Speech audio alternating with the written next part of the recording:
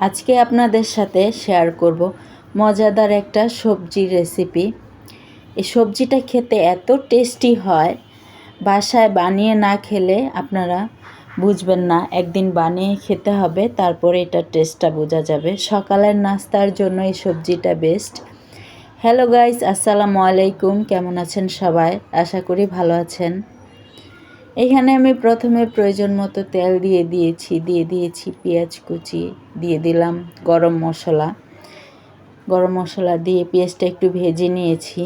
ভেজে নিয়ে দিয়ে দিয়েছি আদা রসুনের পেস্টের কাঁচা গন্ধ চলে যাওয়ার পরে দিয়ে দিয়েছি সব ধরনের গুঁড়া মশলা, হলুদ, মরিচ, ধনিয়া গুঁড়া, জিরা, গরম মশলা, সব মশলা দিয়ে একটু কষিয়ে নিয়েছি।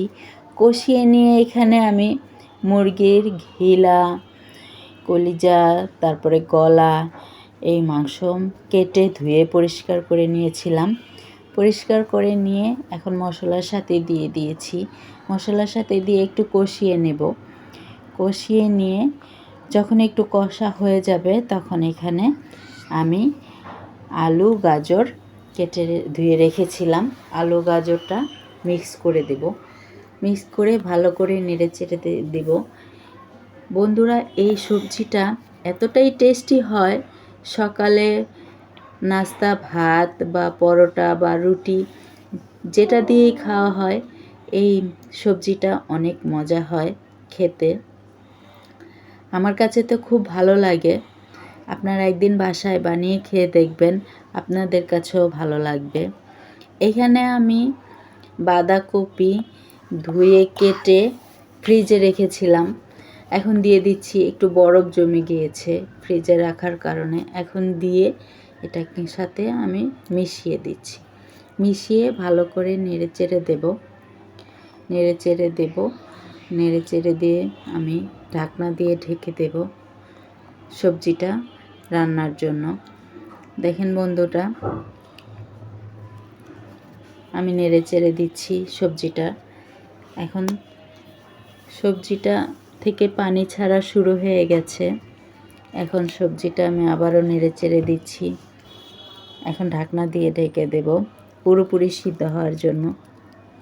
সবজিটার কালার বন্ধুরা ক্যামেরাতে কতটুকু বোঝা যাচ্ছে জানি না, কিন্তু কালারটা খুব সুন্দর এসেছে আর খেতেও খুব টেস্টি হয়েছিল। নামানোর আগে আমি এখানে গরম মশলার গুঁড়া, জিরার গুঁড়া আর লবণটা প্রয়োজন মতো হয়েছে কিনা দেখে নামিয়ে নিয়েছি। এভাবে একদিন বাসায় বানিয়ে খেয়ে দেখবেন, মুখে লেগে থাকবে স্বাদ। আর সত্যি এই সবজিটা খেতে অনেক টেস্টি হয়, বাচ্চারাও পছন্দ করে কালারফুল সবজি। আর সবজিটা মাখো মাখো হয়েছে দেখেন, আর সিদ্ধ হয়ে গেছে সবগুলি সবজি। আমার ভিডিও যদি ভালো লাগে বন্ধুরা, একটু কমেন্ট করে জানিয়ে যাবেন, আর পেজটাকে ফলো করে সাথেই থাকবেন আরও নিত্য নতুন রেসিপি দেখার জন্য।